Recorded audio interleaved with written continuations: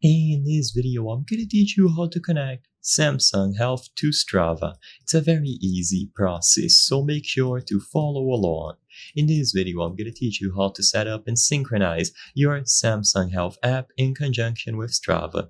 So to do this and sync all of your data, your steps, and so on, open the Samsung Health application and tap on these three dots.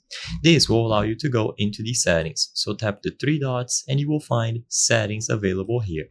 When you go inside of the settings, you should look for the apps and services. When you go into the settings, you should see services listed. So go into services. This will allow you to sync your Samsung Health data with third-party web accounts, including Strava.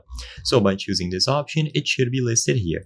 So it is a simple on or off toggle. So if it is currently off, all that you have to do is toggle it into the on position. Immediately upon toggling it on, you will have to authorize the connection. So make sure that you tick all of these boxes, or you select which things you would like to transfer over. The only required one is data about your public profile, and then you will be able to select these according to your preferences. View your private non-activity data, view your complete Strava profile, data about your private activities, and upload your activities from Samsung Health to Strava.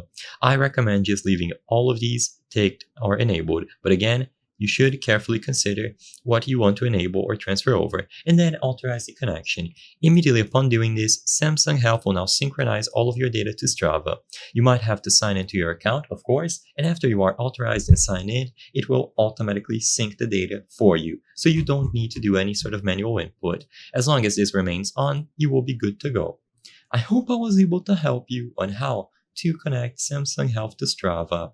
If this video helped you, please be sure to leave a like and subscribe for more very easy tips. Thank you for watching.